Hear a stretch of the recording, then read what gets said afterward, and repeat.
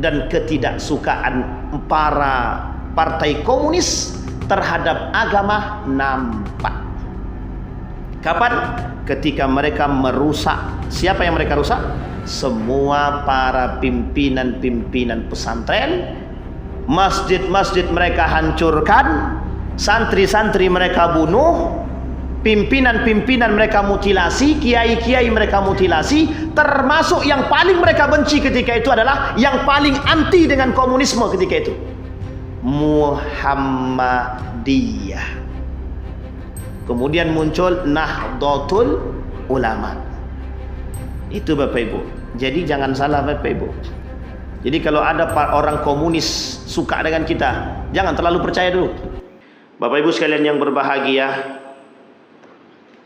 mudah-mudahan di subuh hari ini Allah limpahkan rahmat dan karunia kepada kita semua. Allah berkahi kita, rumah tangga kita, anak-anak kita, keluarga kita. Allah jadikan rumah tangga yang sakinah, mawaddah warahmah. Allah istiqamahkan kita dalam ketaatan dan kebaikan kepada Allah. Allah jadikan anak-anak yang saleh dan salihah, yang selalu mengajak kita kepada kebaikan dan selalu mendoakan kita untuk menjadi orang tua yang baik dan diberkahi oleh Allah. Untuk orang tua kita yang telah mendahului kita, Allah terima amal ibadahnya, Allah tempatkan di tempat terbaiknya. Bagi orang tua kita yang masih hidup, maka Allah murahkan rezekinya, Allah sehatkan, Allah kuatkan, dan Allah jadikan orang-orang yang selalu berada di sisi Allah Subhanahu wa taala dalam kebaikan. Amin ya rabbal alamin. Baik Bapak Ibu sekalian yang berbahagia, di subuh hari ini kita mau sedikit mengkaji ulang tentang rasa sakit yang dulu mungkin sampai hari ini belum hilang. Judulnya adalah apa semalam judul Pak Ketua? Mewaspadai munculnya gerakan PKI gaya baru untuk generasi. Bapak Ibu sekalian yang berbahagia, Buya Hamka dalam satu waktu pernah ditanya tentang permasalahan PKI. Kata Buya Hamka, masalah PKI ini itu bukan masalah yang tidak serius, tapi adalah masalah yang memang harus diseriusi. Kata Buya Hamka begini, yang diserang daripada komunis itu adalah semua hal, termasuk masalah agama. Jadi Bapak Ibu sekalian yang berbahagia, ketika kita mengkaji komunis, itu ada kaitannya dengan serangan mereka terhadap agama. Banyak hal yang terjadi yang dilakukan oleh mereka terhadap dimanapun mereka mengembangkan paham komunis. Maka dalam satu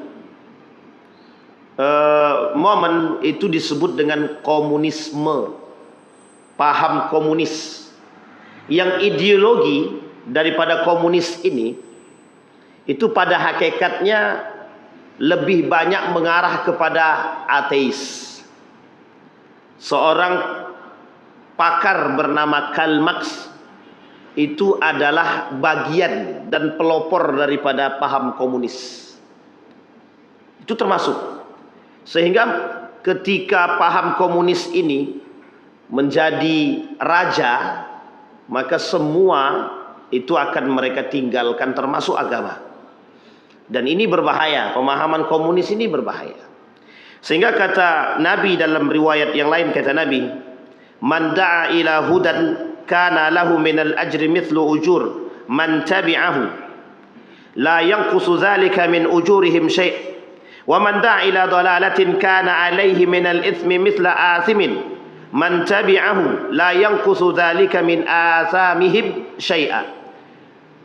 Kata Nabi, di akhir zaman itu kelak akan bermuncul kelompok-kelompok, yang kelompok-kelompok tersebut ada yang mengajak kepada kebaikan, huda, petunjuk.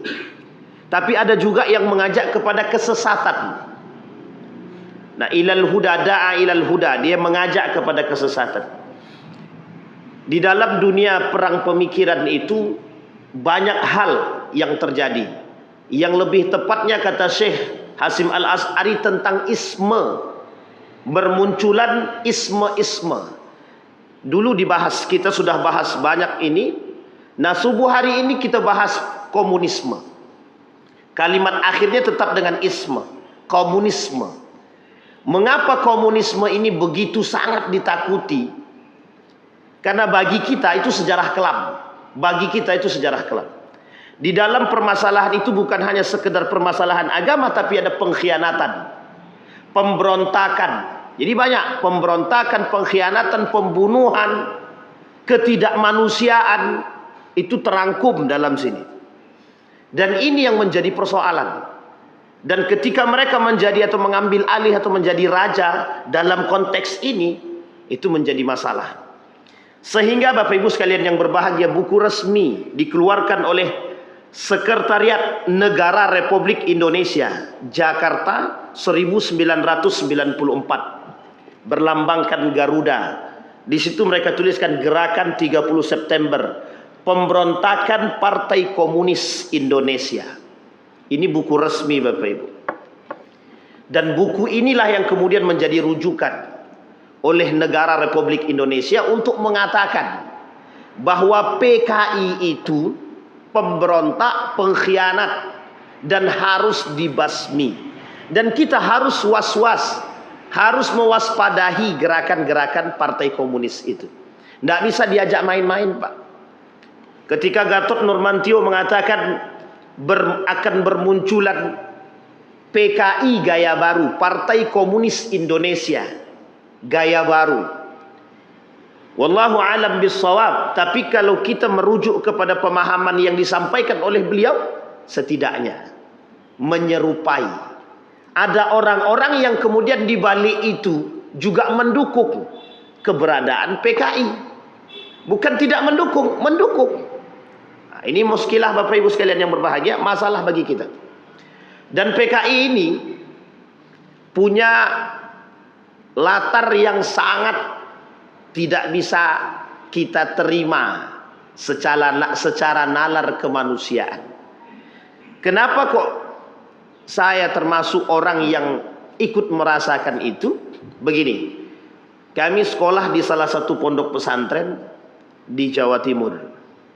Dan pondok ini bernama Darussalam Gontor. Pondok Gontor itu pada masa PKI itu salah satu pondok yang pimpinannya atau kiainya ikut ingin dibunuh. Dan salah satu saksi yang masih hidup ketika itu adalah Kiai Haji, pimpinan kami, pendiri kami.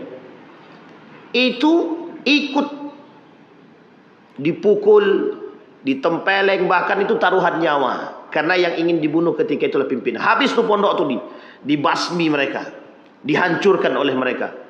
Ada yang datang pertolongan. Sehingga ketika pertolongan itu datang, PKI ini kabur tunggang langgang itu. Dan ini kejadian Madiun yang tidak pernah bisa ditutupi. Dan itu kejadian Bapak Ibu sekalian yang berbahagia. Bengis daripada PKI itu harus kita selalu ingat. Salah satu daerah di Indonesia ini itu masih banyak Bapak Ibu tempat-tempat itu yang memang mereka cicit-cicit daripada PKI. Dulu saya pernah mengisi kajian di salah satu tempat di Jawa. Saya tak sebutkan, ini sedikit cukup beresiko. Salah satu tempat di Jawa itu saya pernah ngisi Bapak Ibu. Dan ternyata saya mengisi di lingkungan cicit-cicitnya PKI. Selesai kajian, apa kata orang itu? Ini kampung PKI. Masjid yang Anda isi ini adalah masjidnya cicit PKI. Oh, jadi agak aman sedikit. Bukan aman, tak boleh lagi ngisi di situ. Kenapa tak boleh lagi ngisi di situ? Karena kalau membahas tentang PKI, bahkan sebelum itu sudah dikatakan jangan bahas PKI di sini. Karena ternyata memang itu basis daripada PKI. Bayangkan Bapak Ibu sekalian yang berbahagia, beresiko. Sampai hari ini itu masih beresiko. Kalau kita membahas tentang PKI di situ. Karena ketidakterimaan mereka terhadap permasalahan PKI. Bahkan mereka ingin mengatakan itu dulu tidak sama seperti sekarang. Dan hari ini terjadi. Dulu sempat mau dihilangkan itu. G30S aja. Tidak perlu pakai PKI. Atau G30S itu saja. Kenapa? Ada alasan, ada. Agar kita tidak mengulang kembali, tidak mengingat kembali kejadian-kejadian itu. Tanggal 30 September. Kapan Bapak Ibu? Besok Senin. Hari tanggal 29. Besok Senin tanggal 30. Kemarin saya dapat rilis dari kawan-kawan, mulai akan ada penayangan kembali untuk G30 SPKI. Dari beberapa media keluar yang ingin menayangkan tanggal-tanggalnya, waktunya sudah ada. Dan kalau bisa, setiap sekolah harus memperingati itu. Kalau bisa. Dan kalau bisa masjid memfasilitasi untuk nonton bareng tentang G30 SPKI. Tapi kemudian dibuat seperti bedah film G30 SPKI. Yang ingin kita lihat adalah bagaimana pengkhianatan yang terjadi, yang dilakukan. Bapak Ibu sekalian yang berbahagia, pemberontakan dan pengkhianatan yang dilakukan itu tidak jauh berbeda Bapak Ibu. Hanya saja itu sebagian lagi dilakukan oleh umat muslim, sebagian lagi non muslim. Ketika Buya Hamka ditanya,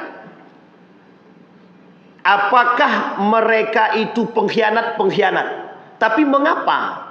Paham ideologi daripada komunisme itu kan ateis, kata dia. Tapi mengapa masih ada orang-orang yang berada di dalam partai komunis itu sholat? Kata Buya Hamka, kalau dia orang dari komunis atau partai komunis masih sholat, berarti dia pura-pura sholat. Atau yang kedua, dia tidak serius, belum sempurna masuk partai komunis. Tapi kemudian kalau dia betul-betul Islam, maka dia pura-pura Islam. Atau memang tidak sempurna keislaman dia, kata Buya Hamka. Bayangkan Bapak Ibu, Buya Hamka itu mengatakan hal demikian bukan tanpa dasar. Dan ini sebenarnya kalimat yang bisa dijadikan patokan bagi kita. Seorang muslim yang kemudian berkhianat, memberontak, keluar daripada jalur syariat, mereka tidak menjalankan syariat agama, dan itu bagian daripada pemberontak dan pengkhianat kepada Allah. Makanya Bapak Ibu sekalian yang berbahagia, orang yang bermaksiat, orang yang melakukan kerusakan, pengkhianatan, kemudian pembunuhan, pemberontakan, kerusakan di muka bumi, itu pada hakikatnya mereka sedang berkhianat kepada Allah dan Rasulnya. Sedang berkhianat bagi seorang muslim. Tapi bagi manusia, baik itu muslim ataupun non muslim, mereka sedang berkhianat kepada sang pencipta mereka. Ini konteks Bapak Ibu. Sehingga yang terjadi apa? Kerusakan itu memang disebabkan oleh ulah manusia itu sendiri. Dan Allah sebutkan di dalam Al-Quran itu, jangan kalian melakukan kehancuran, kerusakan, kata Allah. Dan kerusakan itu terjadi karena ulah tangan manusia itu sendiri. Bapak Ibu sekalian yang berbahagia, kita lihat kasus Singapura. Kasus Singapura itu hilang. Orang Melayu hilang, budak Melayu hilang, bahkan tak punya tempat. Baru-baru ini saja presidennya itu berasal dari orang asli pribumi, dan konon katanya lahirnya di Indonesia, bahkan orang Indonesia. Kenapa demikian? Karena sebelum itu Bapak Ibu, Bapak Ibu boleh lihat ke negara Singapura itu, mohon maaf, siapa yang isinya di situ? Bapak Ibu boleh lihat siapa isinya? Cina. Dan apa paham mereka yang mereka bangun di situ? Komunis. Dan apa yang terjadi oleh mereka? Apa yang mereka lakukan? Hilang identitas satu negara, hilang. Dan kita tak bisa melihat anak Melayu punya rumah di sana, tak bisa. Dan itu yang akan mereka lakukan kepada kita. Itu yang akan mereka lakukan kepada kita. Komunisme ketika mereka sudah memegang segalanya, itu semua lini mereka masuk. Maka kata Buya Hamka juga, kalau saya tak salah itu Buya Hamka yang mengatakan, mereka pandai, bukan, Profesor Dr. Said mengatakan, mereka pandai bersembunyi di balik kekuasaan. Mereka pandai bersembunyi di balik kekuasaan. Maka ini pernah hangat beberapa tahun yang lalu terjadi di negara Republik Indonesia. Terjadi beberapa tahun yang lalu, mereka bersembunyi di balik kekuasaan sampai-sampai mereka mengatakan untuk menghilangkan memori yang tertanam di dalam benak kita, memori kita, untuk mereka hilangkan dengan cara menghilangkan film G30 SPKI. Atau setidaknya dikurangi dulu G30S. Besok tak ada lagi film G30 SPKI. Nah, maka Bapak Ibu sekalian yang berbahagia, itu cara mereka untuk menghilangkan. Sehingga dimunculkan paham-paham, dimunculkan bahasa-bahasa yang memang mengatakan itu sudah dahulu. Hari ini kita mulai lembaran baru. Dan mereka berhak mendapatkan tempat. Dalam buku ini Bapak Ibu dikatakan bahkan tidak harus, jangan sampai mereka diberikan sedikit ruang. Bahkan dalam buku ini jangan sampai mereka diberikan sedikit pun ruang untuk gerak. Jadi mereka sedikit ruang gerak saja mereka diberikan, sama seperti Yahudi. Jangan coba-coba kasih ruang kepada Yahudi. Sama, Yahudi kalau dikasih ruang sedikit saja habis. Makanya 12 juta bisa menghancurkan ribuan manusia, jutaan manusia. Hanya karena 12 juta saja. Komunis begitu, hanya sedikit. Maka di negara kita ini jumlah mereka berapa? PKI itu jumlahnya berapa? PKI pertama sekali mereka datang ke sini itu jumlahnya sedikit, bahkan tak lebih dari 5 orang. Bayangkan tak lebih dari 5 orang bisa menguasai segalanya. Bahkan mohon maaf ketika itu penguasa pun tak sadar kalau mereka itu bagian daripada PKI ketika itu. Sadis apa tak sadis itu? Oh, itu belum sadis Ustaz. Betul, memang belum sadis. Karena mereka belum melakukan misi mereka. Yang mereka lakukan adalah cuci otak dulu. Cuci otak dulu. Kapan mereka lakukan cuci otak itu? Sedikit demi sedikit. Satu-satu mereka ambil. Mereka buat misi-misi pemberontakan dan lain sebagainya. Kemudian terjadi pada akhirnya pembunuhan itu. Bapak Ibu sekalian yang berbahagia, yang dibunuh bukan masalah jenderalnya, tapi yang dibunuh umat muslimnya, yang dibunuh manusianya.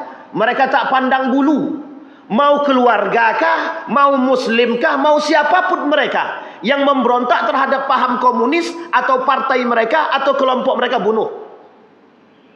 Bayangkan Bapak Ibu. Dan itu bukan hal yang main-main. Kenapa? Karena sasaran mereka adalah ketika itu agama. Ada satu pernyataan baru-baru ini muncul dari seorang profesor yang mengatakan bahwa agama adalah musuh bagi negara. Itu paham daripada komunis.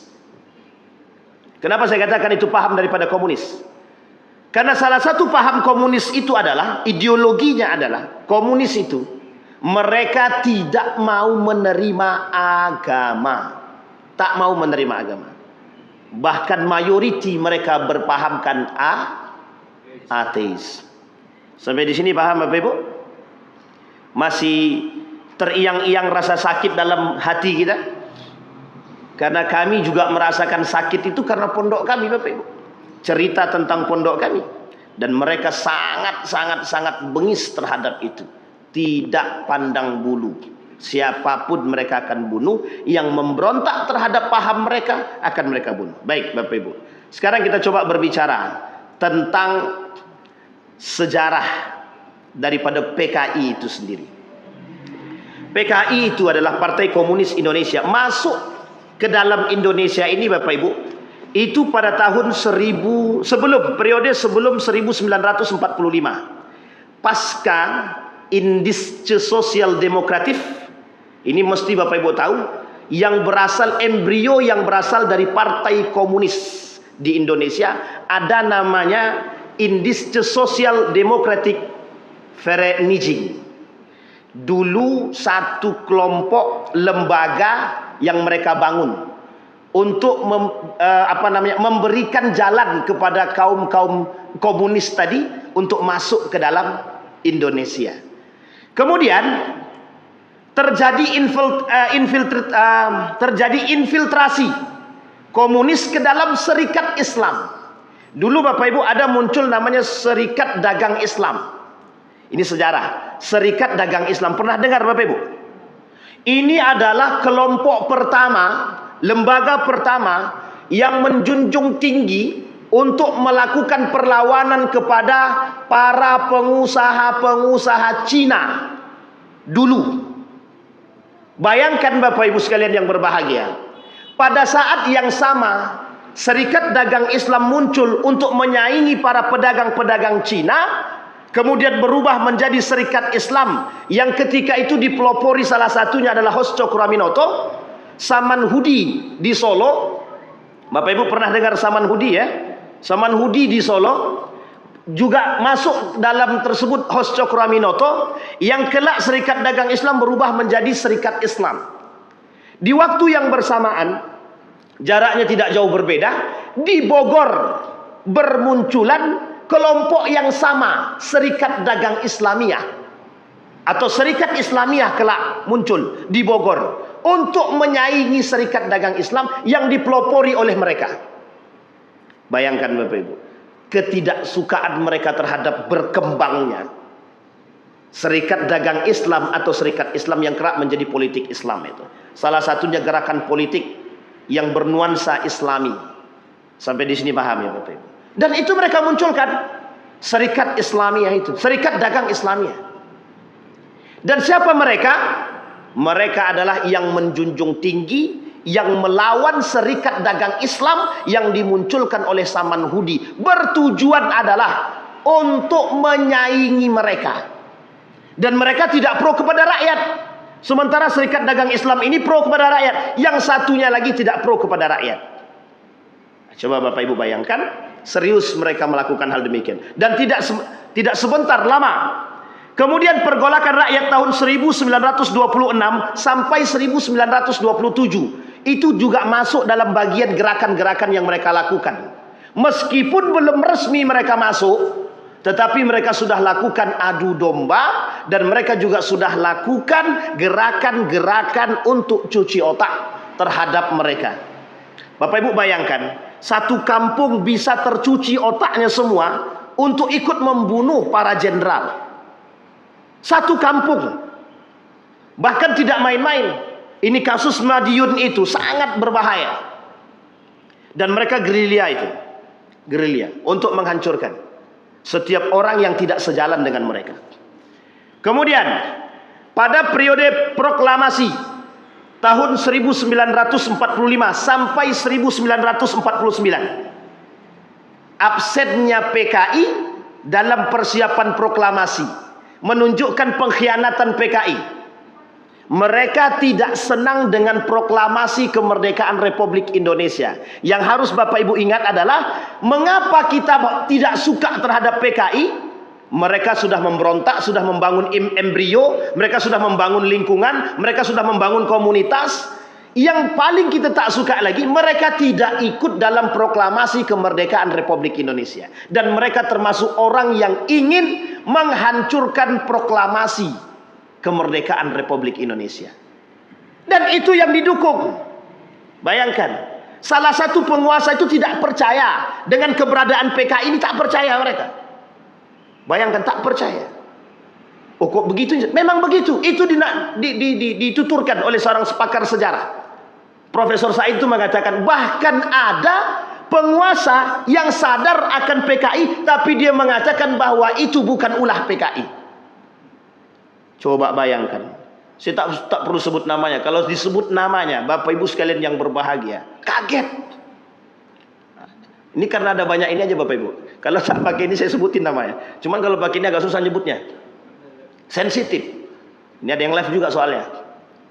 Kenapa saya katakan tidak percaya? Itu di kondisi yang genting dia tak percaya.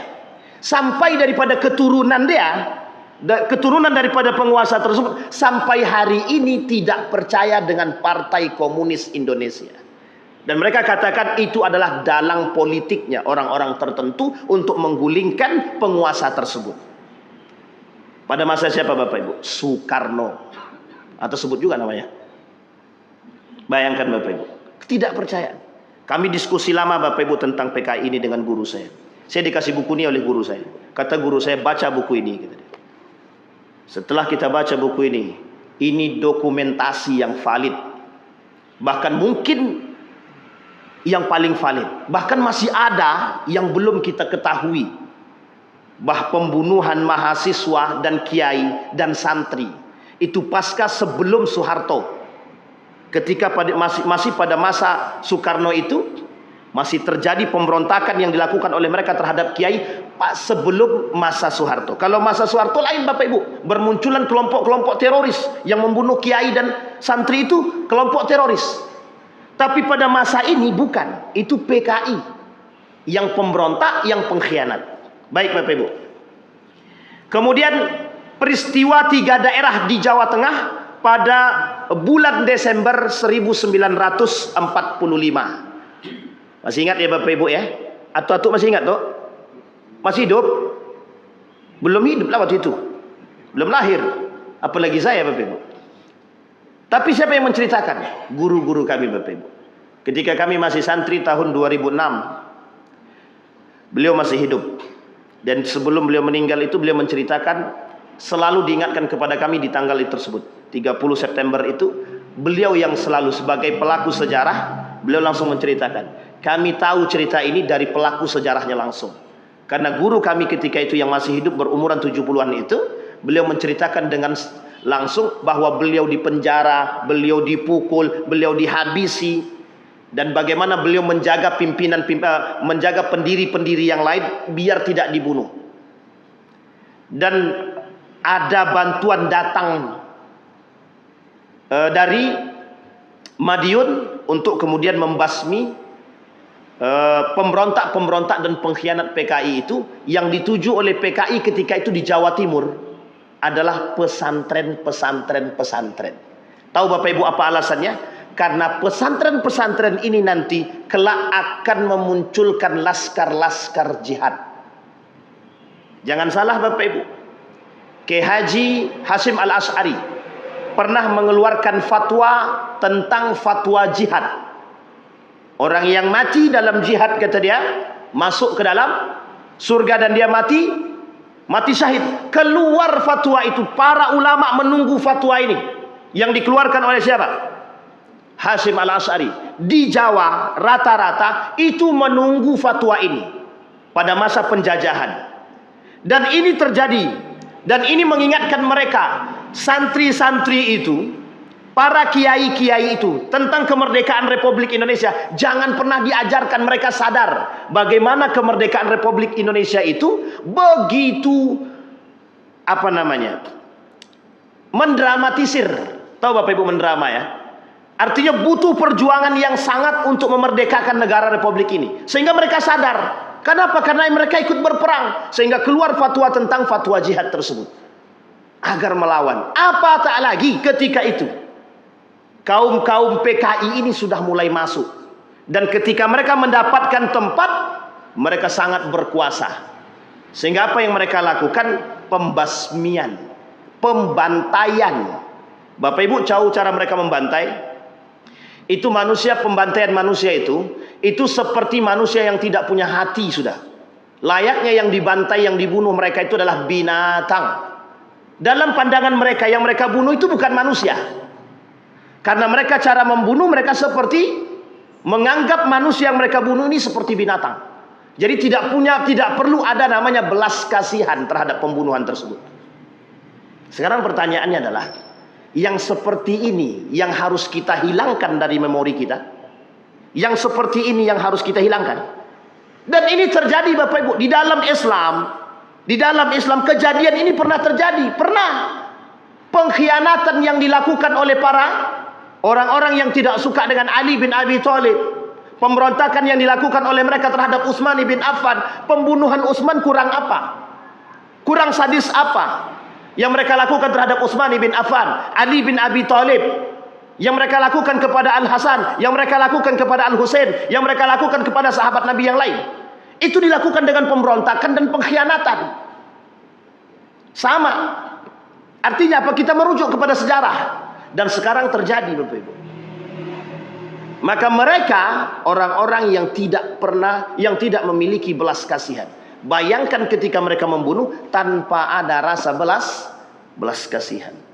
Maka Bapak Ibu, ketika pembunuhan orang-orang itu, jadi ada satu kampung itu, mereka sengaja khususkan tempat itu untuk menampung mayat-mayat tadi.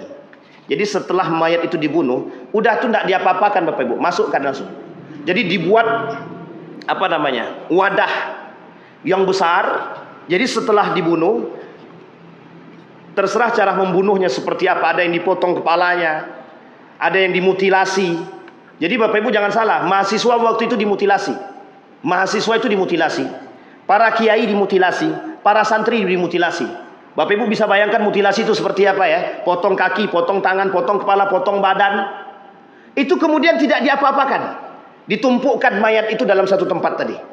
Ditumpukkan mayat tadi dalam satu tempat. Udah masukkan. Yang wadah yang sudah mereka gali tadi. Setelah itu mereka timbun. Setelah ditimbun, mereka bangun di atasnya tanaman-tanaman untuk menghilangkan jejak. Pertanyaannya adalah, ketika mereka membunuh, sadarkah mereka kalau itu perbuatan dosa besar? Tak sadar. Kenapa tak sadar? Mereka ateis. Mereka pura-pura masuk Islam. Snookhorgen, kita harus ingat itu. Orang pertama yang bisa menghancurkan Aceh itu Snookhorgen, yang pura-pura masuk Islam, kemudian ia ikut di dalam itu pada masa kerajaan Samudra Pasai kalau saya tak salah. Kemudian masuk dalam kelompok Aceh, mereka rusak. Lakukan propaganda, lakukan hasutan, adu domba antara satu dengan yang lain. Hancur Bapak Ibu. Rusak Aceh. Snookhorgen, pengkhianat yang masuk Islam pura-pura. Sama yang dilakukan oleh para pengkhianat PKI. Mereka masuk Islam. Mereka ada yang Islam, ada yang non-Islam juga. Pertanyaannya adalah pengkhianatan mereka terhadap negara. Mereka tidak suka negara ini merdeka. Siapa dalang mereka? Dalangnya orang-orang Indonesia. Yang punya program siapa? Yang punya paham siapa? Mereka. Para ahlul komunis. Orang-orang komunis yang punya program, kita yang kemudian menjalankan untuk kerusakan negara kita sendiri. Coba Bapak Ibu bayangkan. Baik. Pemberontakan PKI di Madiun 1948 pada bulan September. Nah, masih ingat Bapak Ibu ya? 1948 di bulan yang sama, September. Pemberontakan terjadi di Madiun. Apa yang mereka lakukan? Yang mereka lakukan, semua benteng-benteng pertahanan itu mereka hancurkan. Semua rakyat-rakyat itu, cara mereka menghancurkan adalah memancing dulu. Yang dibunuh masyarakat. Masyarakat yang tidak mau bergabung bersama mereka bunuh. Yang tidak mau bergabung bunuh. Untung tak sampai ke Sumatera. Sampai mungkin sebagian kecil saja.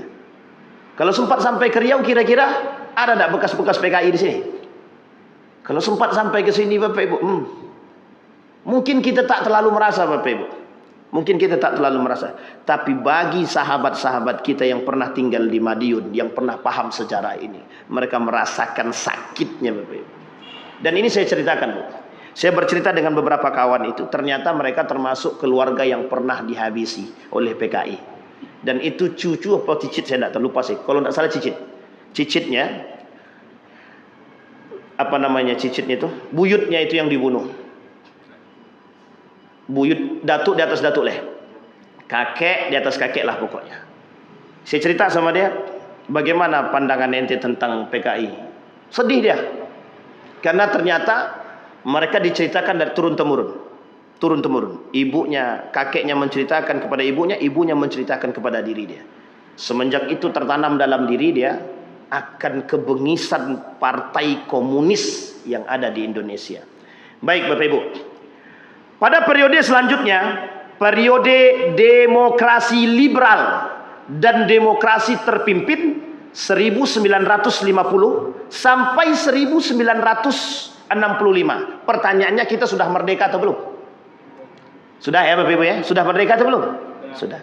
Proklamasi kemerdekaan kapan Bapak Ibu?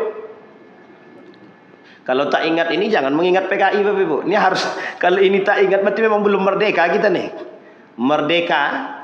Baik, tampilnya seorang yang ternama yang menjadi pelopor kaki tangan komunis di Indonesia, yang oleh sebagian mereka mengatakan bahwa ini adalah orang suci. Siapa dia Bapak Ibu? D.N. Aidit. Nah, ini namanya saya sebut. D.N. Aidit itu Bapak Ibu oleh mereka disebut orang suci. Orang suci. Bahkan ada yang mengatakan D.N. Aidit ini keturunan Nabi, keturunan dari cucu-cucu Nabi.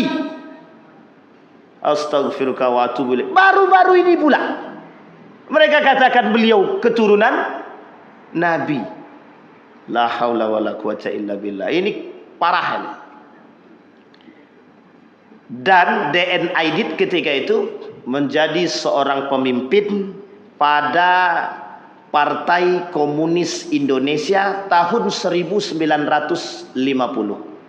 Semenjak perannya D.N. Aidit inilah komunikasi mereka dengan negara tempat mereka mengambil isu komunis tadi. Semenjak munculnya D.N.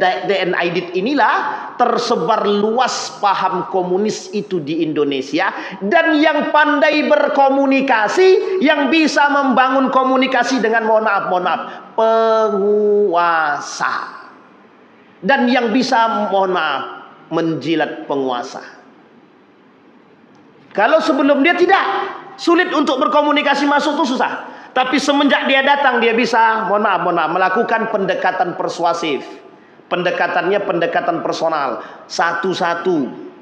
Sehingga mohon maaf, penguasa ketika itu terlena, tidak percaya kalau gerakan PKI itu ada. Dan yang membunuh para jenderal itu bukan PKI, dan tidak percaya. Setelah digali, setelah dicari tahu, barulah kemudian mengetahui dan belum wallahu alam bishawab, belum menyadari dan mengakui keberadaan PKI meskipun sudah tahu perbuatan yang dilakukan oleh mereka. Bapak Ibu sekalian yang berbahagia, kalau masih ada orang hari ini dari keluarga mereka misalkan yang tidak percaya dengan PKI, itu sebenarnya lumrah. Kenapa kita katakan lumrah? Karena pada masa yang sama, di waktu yang sama, seorang penguasa tidak percaya kalau itu perlakuan Partai Komunis Indonesia. Tak percaya. Coba, pembunuhan jenderal tadi Bapak Ibu, pembunuhan jenderal itu dengan begitu sadisnya, baik yang muslim ataupun non muslim, itu yang bunuh juga ngaku muslim kan? Yang bunuh juga ngaku muslim. Coba Bapak Ibu bayangkan, yang membunuh juga ngaku muslim. Apa bedanya Bapak Ibu? Sama-sama ngaku muslim, yang dibunuh muslim. Apa dalih mereka? Apa dalil mereka pembunuhan tersebut? Mereka menganggap jenderal-jenderal ini telah mengganggu aktivitas negara, telah mengganggu program-program mereka untuk mensejahterakan negara. Salah satu di antara paham komunis tadi adalah mereka punya satu program mensejahterakan dan memakmurkan rakyat. Sebenarnya tidak, tapi lebih tepatnya menternak masyarakat. Harus Bapak Ibu pahami, menternak masyarakat. Kenapa kok bisa begitu Pak Ustaz pahami? Iya, mereka dalihnya ingin memakmurkan dan mensejahterakan, pada hakikatnya tidak.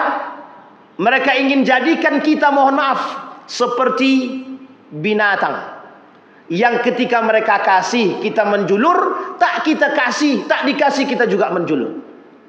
Sampai di sini paham Bapak Ibu?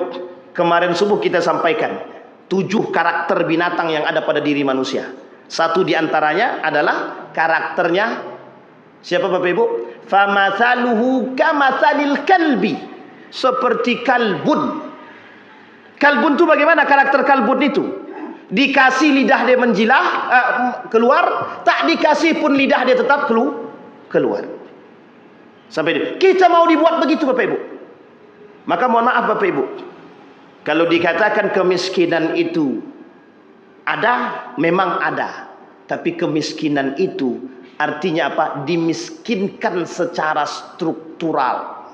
Tahu Bapak Ibu maksudnya dimiskinkan secara struktural itu?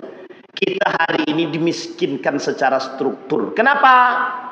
Orang yang sudah miskin itu dan dimiskinkan itu, apapun kata mereka yang punya harta tadi, mereka akan melakukan sama. Tujuan mereka menguasai itu adalah perekonomian dulu. Kalau ekonomi sudah mereka pegang, semua mereka bisa rusak. Tapi mereka lupa bahwa ada yang lebih kuat daripada itu. Politik identitas, agama. Itu lebih tinggi daripada yang lain. Fatullah Gulen bekerja sama dengan Recep Tayyip Erdogan yang waktu itu muncul melakukan gerakan pemuda dengan politik identitas bisa meruntuhkan Kemal Atatürk yang sekuler. Sama, kejadian itu sama. Artinya apa? Di balik kekuasaan mereka masih ada kekuatan yang tersembunyi yang disebut dengan politik identitas. Kita butuh politik identitas Bapak Ibu. Apa maksudnya? Bapak Ibu jangan pernah takut untuk mengatakan bahwa kami ini Muslim. Nah sekarang orang-orang Muslim tak mau dia katakan dia Muslim lagi. Udahlah itu kan agama kita. Nah tujuan daripada komunis begitu. Mereka Muslim tapi mereka tak mau mengakui bahwa diri mereka Muslim. Nggak udah jangan tanya agama kami. Udah biasa aja. Itu Islam itu beragama itu masing-masing. Salah satu kebiasaan ateis begitu. Coba Bapak Ibu tanya. Kalau punya kawan ateis, coba tanya, apa agamamu? Dia nggak akan jawab. Agama itu urusan masing-masing. Komunis membawa itu. Komunisme membawa itu. Dan paham inilah yang kemudian mereka tanam, Bapak Ibu mohon maaf. Mereka tanam dalam mengatakan bahwa negara sejahtera itu adalah negara yang di dalamnya harus banyak ateis. Kalau negara pengen sejahtera, harus negara pengikutnya itu harus ateis. Itu paham komunis. Jadi semakin tinggi tingkat keateisan satu negara, semakin sejahtera. Negara Irlandia yang mereka jadikan contoh, banyak di dalamnya orang-orang ateis. Mereka katakan itu contoh negara yang paling sejahtera. Tapi tak melihatkah ke negara yang lain? Cina. Bapak Ibu sekalian yang berbahagia, Cina tahun 2015 kami dapatkan data. Ternyata Cina termasuk negara nomor 2 paling miskin setelah India. Tapi pernahkah ada yang mendapatkan data kemiskinan Cina? Ada yang mendapatkan? Tak ada. Mereka sembunyikan. Mereka sembunyikan. Kenapa mereka sembunyikan? Ingin menunjukkan kepada dunia bahwa kami negara yang baik-baik saja. Tapi pada hakikatnya tidak. Mereka tidak pengen dipandang kecil. Hari ini Bapak Ibu boleh lihat negara yang menguasai semua negara. Negara mana? Amerika menantang Cina. Apa kata Amerika kepada Cina? Kami naikkan pajaknya besar-besaran untuk semua produk Cina yang masuk ke Amerika, baik yang besar maupun yang kecil. Apa kata Cina? Kami tak ambil yang besar, kami ambil yang kecil. Sekalipun dinaikkan, ditantangnya Pak. Apa yang terjadi? Kalang kabut Pak, Amerika. Goyang Amerika. Semua pasar yang ada di negara ini, produk yang kecil-kecil sudah mereka punya. Tidak ada yang lain. Tusuk gigi. Bambunya dari kita Kalimantan, sampai ke sana, balik ke sini lebih mahal. Siapa yang punya? Cina. Maka muncul made in China. Itu yang ingin mereka tanamkan Bapak Ibu. Tidak salah Bapak Ibu, tidak salah. Karena memang Cina punya paham komunis. Cina punya paham komunis. Dan ketidaksukaan para Partai Komunis terhadap agama nampak. Kapan? Ketika mereka merusak. Siapa yang mereka rusak? Semua para pimpinan-pimpinan pesantren. Masjid-masjid mereka hancurkan, santri-santri mereka bunuh, pimpinan-pimpinan mereka mutilasi, kiai-kiai mereka mutilasi, termasuk yang paling mereka benci ketika itu adalah yang paling anti dengan komunisme ketika itu, Muhammadiyah. Kemudian muncul Nahdlatul Ulama. Itu Bapak Ibu. Jadi jangan salah Bapak Ibu. Jadi kalau ada orang komunis suka dengan kita, jangan terlalu percaya dulu. Jangan cepat-cepat percaya. Ada udang di balik? Tidak ada udang di balik udang itu. Kalau cuma batu tak mau mereka ambil Bapak Ibu. Tapi kalau bakwan masih kecil, lebih mahal harga udang daripada bakwan lagi. Tidak mungkin mereka tidak memiliki sesuatu, tidak mungkin. Karena itu yang terjadi Bapak Ibu. Negara Uni Soviet. Bapak Ibu tahu Uni Soviet ya? Apa pahamnya Uni Soviet Bapak Ibu? Komunis. Tempat siapa Bapak Ibu? D.N. Aidit mengambil paham Uni Soviet. Tempat D.N. Aidit ngambil paham, dia bawa ke negara kita. Yang terjadi yang dilakukan oleh Bung Hatta ke Belanda. Bung Hatta kemana Bapak Ibu? Belajar ke Belanda. Balik ke Indonesia, dia buang paham Belanda itu, dia bawa paham yang baik. Itu siapa? Bung Hatta. Tapi D.N. Aidit, dia datang ke sana, dia bawa semuanya ke sini. Dia rusak semuanya, dia cuci otak semua. Mungkin kita tak hidup pada masa itu. Kalau kita hidup pada masa itu, na'udzubillah, bisa jadi kita pun ikut itu. Saking pandainya D.N. Aidit mencuci otak. Hanya D.N. Aidit bisa. Yang dipegang oleh D.N. Aidit siapa? Yang dipegang oleh D.N. Aidit penguasa. Hari ini begitu Bapak Ibu. Misinya sama, modelnya sama. Modelnya sama. Gerakan yang mereka bangun sekarang sama. Kenapa saya katakan sama? Mereka mendekat kepada penguasa.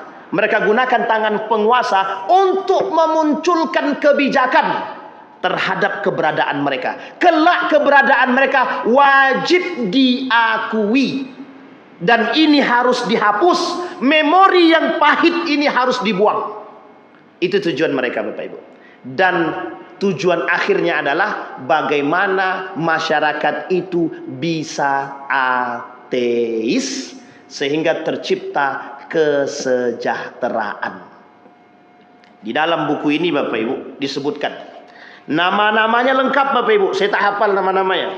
Di sini disebutkan semua Bapak Ibu. Bagaimana cara mereka memasukkan paham mereka tidak dengan cuci otak masyarakat kecil terlebih dahulu. Pendekatan mereka terhadap para penguasa sedikit demi sedikit. Setelah masuk kepada para penguasa, barulah kemudian mereka lakukan cuci otak dari satu daerah ke daerah yang lain. Yang ketika itu masih jarak tempuhnya masih dekat. Seperti Jawa Timur dan Jawa Tengah. Hanya berbataskan kota. Dari satu tempat ke tempat yang lain mereka lakukan. Mohon maaf Bapak Ibu. Di Yogyakarta itu, ini kalau agak sensitif, potong aja nih Bang. Di Yogyakarta itu, astagfirullahaladzim ya, ada satu kampung Bapak Ibu. Oh, ini nggak bisa diedit Pak ya? Baik. Termasuk Bapak Ibu di Yogyakarta itu ada salah satu daerah itu yang mohon maaf masih ada isi daripada cicit-cicit daripada PKI. Tidak apa-apa Pak Zarin. Cicit-cicit PKI. Dan itu yang terjadi Bapak Ibu. Apa kata mereka? Kami keluarga PKI. Dan kami bangga menjadi keluarga PKI. Hari ini mereka buka-bukaan tentang siapa mereka. Dulu orang takut. Kalau mengatakan aku nih keluarga PKI, takut. Takut mereka disingkirkan, takut mereka dibunuh. Kalau sekarang tidak, mereka bangga. Kenapa? Sudah ada yang membacking mereka. Sudah ada yang menjaga mereka. Jadi mereka aman. Mereka tak lagi perlu takut. Sehingga mohon maaf, sampai ada di antara para mereka politisi itu mengatakan begini. Mereka para cicit-cicit PKI wajib diberikan hak kepada mereka untuk jadi ASN kah, mau bekerja di apapunkah, mereka tetap diberikan haknya sama seperti yang lain. Coba bayangkan Bapak Ibu. Padahal pada masa Soeharto dan naik selanjutnya sampai selanjutnya itu belum ada pernyataan resmi yang mengatakan kami harus memberikan ruang kepada PKI. Bahkan yang teriang dalam pikiran kita adalah jangan berikan ruang gerak kepada PKI, Partai Komunis Indonesia, kepada anggota-anggotanya. Nah, Bapak Ibu bayangkan. Tapi dalam satu cerita Bapak Ibu, ini cerita dulu waktu di Jawa itu ada yang cerita begini. Kata mereka, kami sendiri sebenarnya tak tahu kalau itu adalah komunis. Partai PKI itu kami tak tahu. Kami ini cuma ikut-ikutan. Coba bayangkan Bapak Ibu. Mereka cuma katakan kami ini cuma ikut-ikutan. Kami tak tahu sama sekali. Ternyata tidak semua yang ikut itu memang menginginkan apa yang mereka lakukan. Pesta demokrasi mereka, pesta rakyat mereka adalah pembunuhan itu. Jadi pembunuhan itu Bapak Ibu, sebelum mereka melakukan pembunuhan, mereka berpesta dulu. Nah, mereka pesta dulu. Jadi pembunuhan itu bagi mereka adalah pesta. Jadi memang tidak ada rasa takut, tidak ada rasa sedih, tidak ada rasa kemanusiaan dalam diri mereka. Sehingga memang mohon maaf, memang kebengisan mereka itu tertanam dan berhasil menghilangkan simpati dan kemanusiaan dalam diri mereka itu. Bisa hilang. Bahkan ketika kami tanya itu, apa kata mereka? Ya kami tidak tahu Ustaz. Kami ngapain kami kayak gitu katanya. Coba bayangkan Bapak Ibu. Kami saja nggak sadar kalau kami kayak gitu katanya.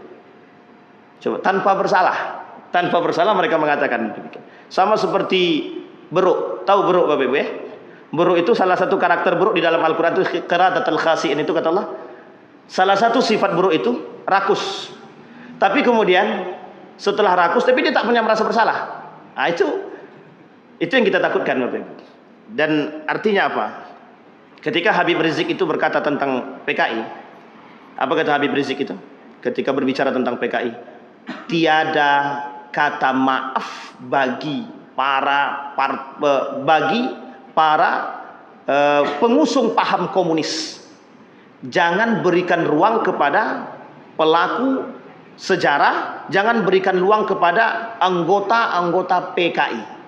Makanya beliau tidak disukai orang karena pernyataan beliau itu agak keras. Kenapa? Karena memang terasa pahit, sangat pahit, kelam sejarah PKI Bapak Ibu. Baik. Kemudian Bapak Ibu sekalian yang berbahagia, sebelum kita tutup Bapak Ibu, cara mereka, ada orang-orang yang memang mereka bayar. Pembunuh bayaran PKI itu ada. Pembunuh bayaran PKI itu ada. Saya tak katakan apakah sampai hari ini, tapi dari beberapa berita yang kami dapat, ya memang modelnya hampir sama. Modelnya saja yang hampir sama. Jadi pembunuh bayaran ini yang memang mereka set untuk mencuci tangan mereka. Mereka set untuk cuci tangan. Sehingga bukan mereka langsung. Kita ambil contoh. Kenapa tidak DNI yang turun tangan langsung untuk membunuh? Kenapa tidak Musa atau Muso yang turun tangan langsung untuk membunuh? Tidak. Karena kalau mereka langsung membunuh akan ketahuan. Akan tahu siapa dalang deh. Kedekatan mereka terhadap penguasa jelas.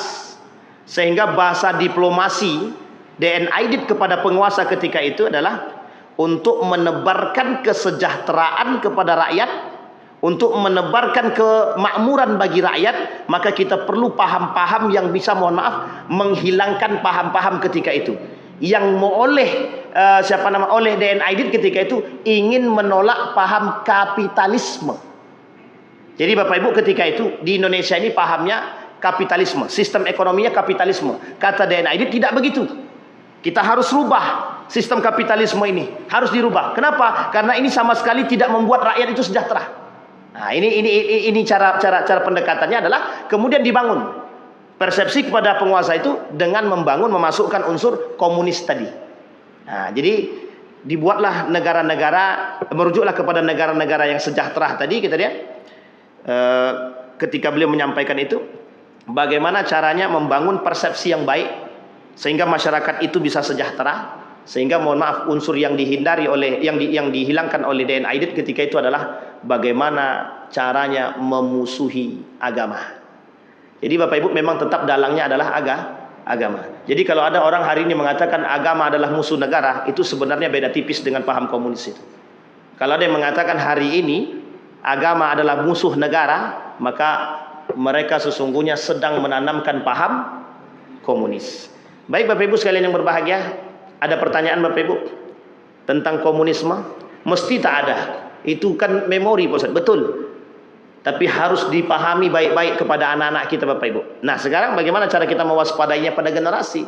Tergantung Bapak Ibu hari ini. Maukah Bapak Ibu menceritakan itu kepada generasi anak-anak? Itu yang kemudian menjadi persoalan. Kalau kita tak mau menceritakan kepada anak-anak, mohon maaf Bapak Ibu. Bapak Ibu boleh tanya anak-anak yang generasi sekarang, anak SMA ke bawah. Tanyalah, tahukah mereka tentang PKI? Tidak tahu tentang PKI. Oh kami pernah dengar aja Pak. Iya betul, cuman pernah dengar. Cuma pernah dengar. Tapi pernahkah mereka diceritakan sedemikian rupa? Tak pernah. Tidak pernah diceritakan.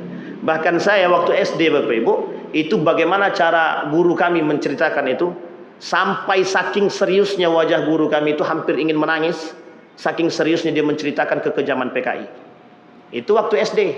Waktu MTS sama. Waktu di Gontor tambah lagi Bapak Ibu. Semakin tertanam. Maka mohon maaf, dalam hati kita hari ini, Bapak Ibu mungkin yang sudah pernah merasakan itu mesti terasa bagaimana kejamnya mereka, bagaimana kurang ajarnya mereka, bagaimana bengisnya mereka, pembunuhan yang mereka lakukan tanpa kemanusiaan. Baik Bapak Ibu sekalian yang berbahagia, sampai di sini ada pertanyaan Bapak Ibu?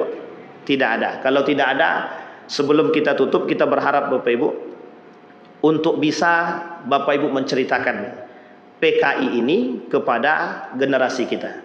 Yang kedua, paling tidak Bapak Ibu punya video tentang G30S PKI yang sudah ada. Kan sudah ada filmnya, tinggal download Bapak Ibu. Tapi ingat, cari versinya yang full. Karena sudah ada videonya yang sudah dipotong-potong.